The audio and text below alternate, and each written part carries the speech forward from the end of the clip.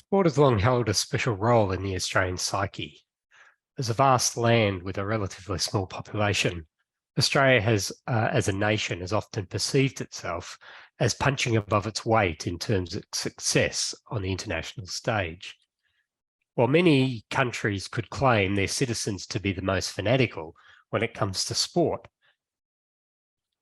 few could claim, as Australia does, to consider its identity linked to a horse race that stops a nation for a few minutes once a year, or to celebrate a public holiday for a football match, or to appropriate a cricketer's batting average as a national broadcaster's postbox number.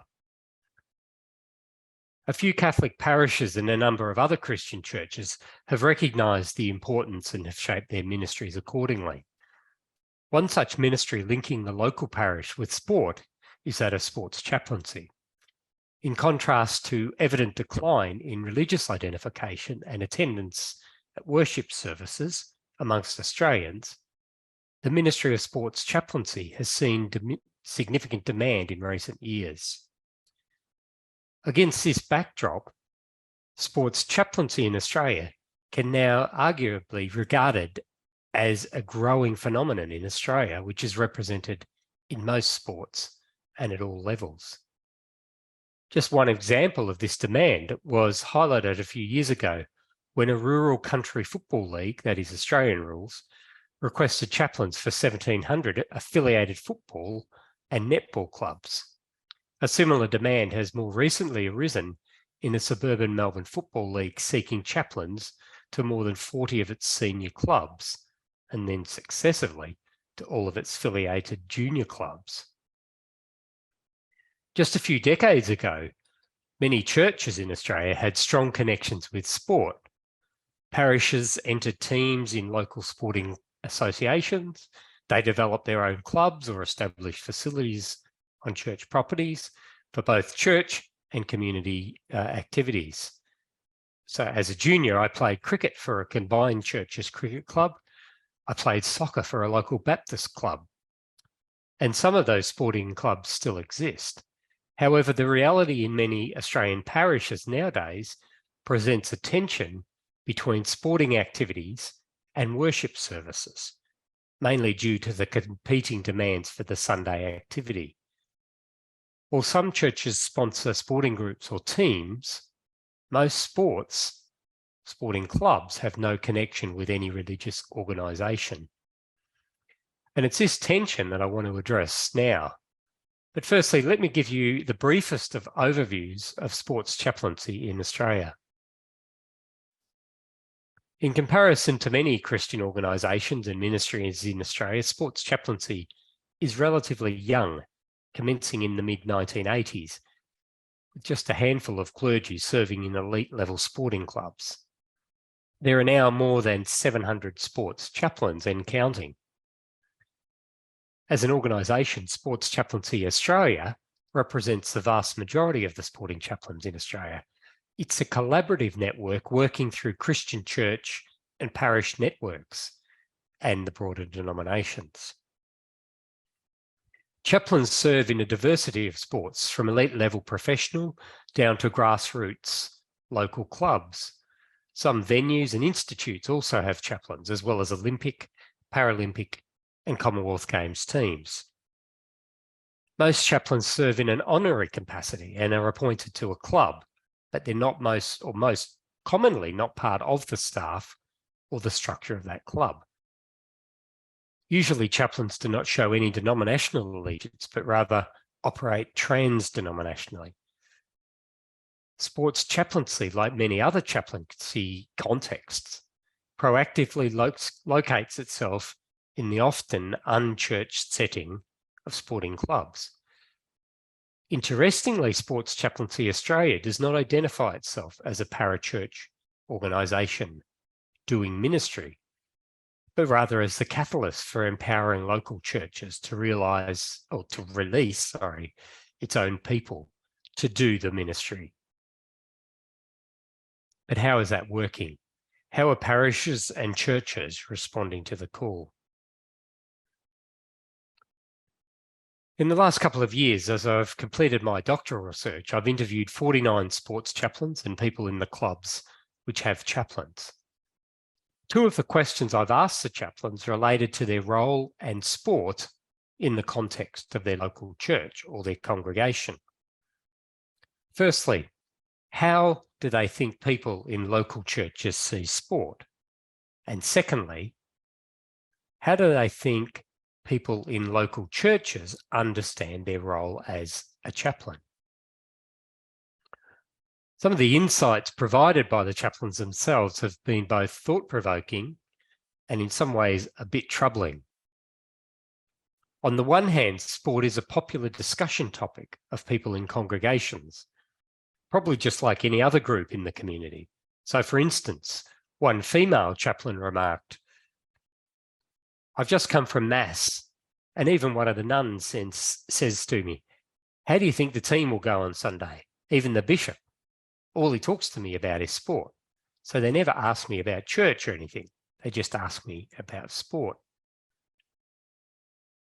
A few other chaplains were also positive, such as one long-term male chaplain, also an ordained pastor. He says, 20 years ago, if I'm in business or whatever, and I meet a senior official, they'll talk to me about only two things. They will very seldom talk to me about my pastoral work. They'll talk to me about one, my role, my work in the welfare industry, and my motor racing chaplaincy.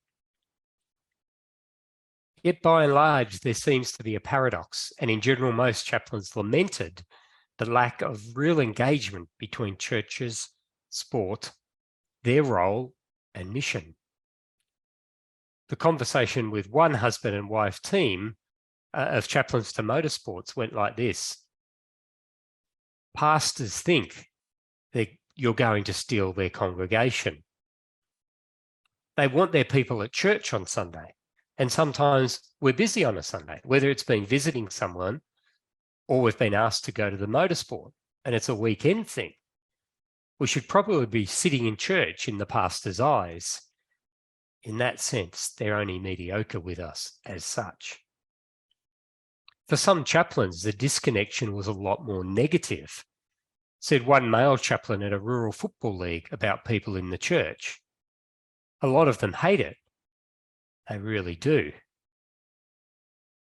In fact, it's really quite a contentious point because 10 o'clock on a Sunday morning, when mum and dad and little Johnny and Mary would normally be at church, they go to sport. Absolutely. So there will be a lot of people, quite staunch, old type people, that think it's a curse. One male chaplain to an elite football club, who was also a retired Baptist pastor, remarked, there was a fair swag of the older people who thought, what right have I, as their pastor, spending time at the club with the young players, godless young players, when their godly ones at the church needed work with the young people? So that's an attitude that people have. Another male chaplain to an elite level football club offers some wise counsel. I think churches would do well to see their chaplains, whether it be a prison chaplain, a hospital chaplain, or a sporting chaplain, as part of their mission staff. Put them up on stage and commission them each year. Commission them for their chaplaincy roles. Put them up as a group. That would validate them, and they would feel a sense of, hey, the church is backing me as well. So I think that the churches could do better. Another motorsports chaplain I spoke with, who had been in sports chaplaincy for 3 out of his 5 decades of ordained ministry, noted, I think there's a number of people who have seen us with suspicion because it's not real Christian work. It's not real missionary work. And sadly enough, there are the people who have been locked into that church Christian mindset of everything has to be in our Christian package. One male chaplain suggested a re-education was needed at the local church or parish level. He says, but again, I think some of the churches are not really au fait with the whole vision of what this would mean, or don't see it as needed. And that's always been a challenge, I think, to educate and inform and help them capture a vision of what is possible.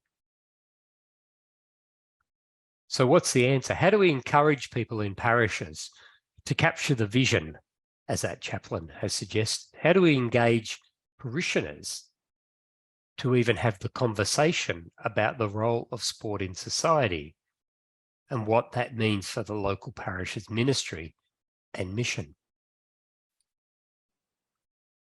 In a UK study of the various chaplaincies in the Church of England, it was identified that there was a widespread awareness of a distinct disconnection between parishes and the church as a whole, and the majority of the population in the UK who no longer had any association with a faith community.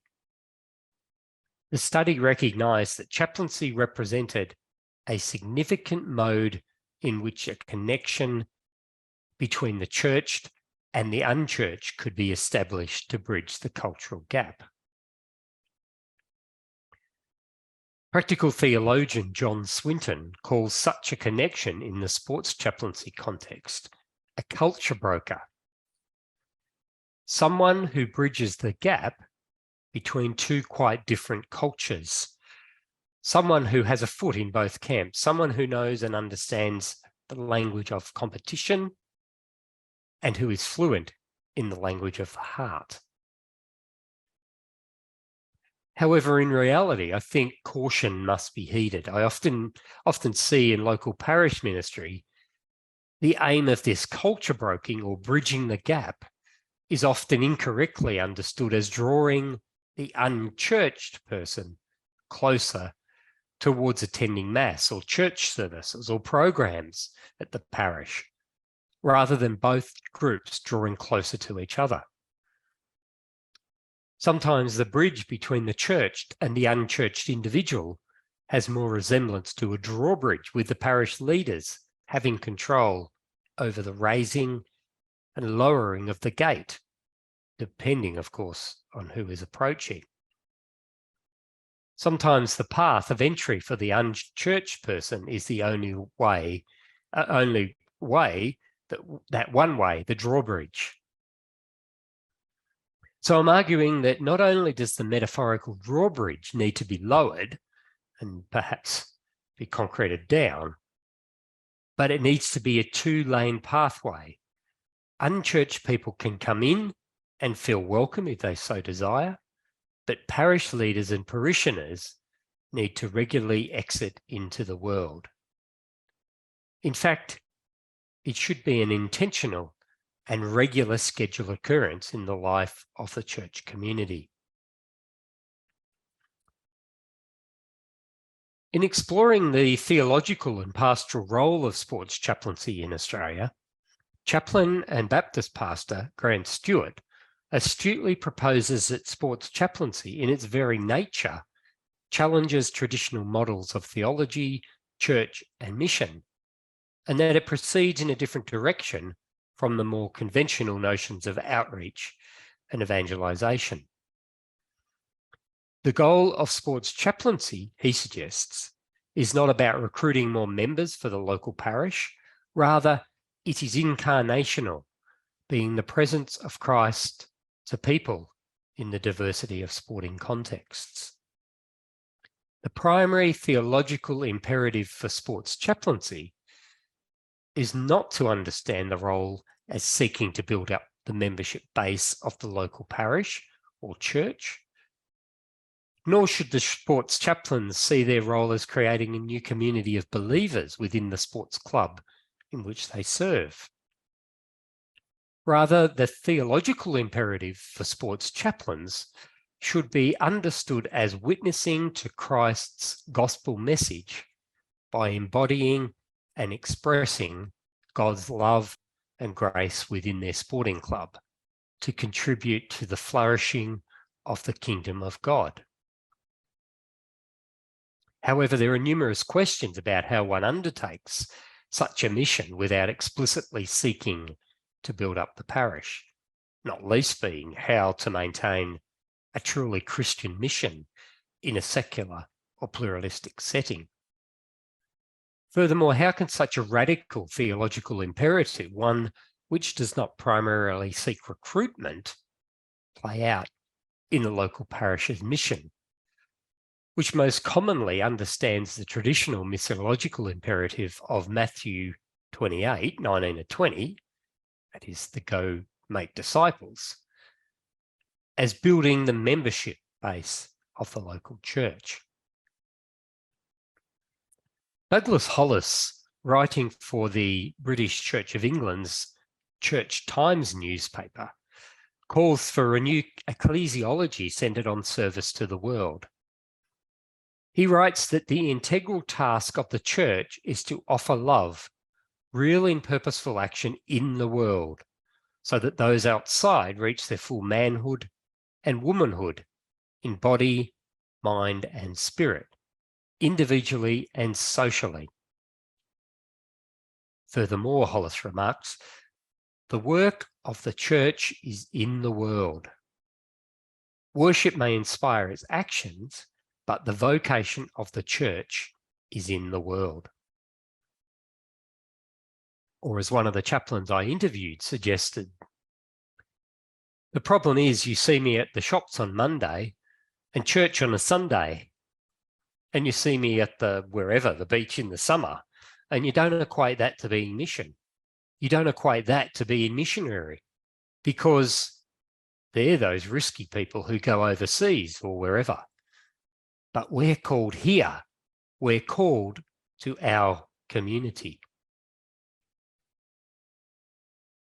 From the UK perspective, Victoria Slater offers a warning to the institutional and local church about neglecting chaplaincy, and also the need to understand the importance of diversifying in response to the changing contemporary culture.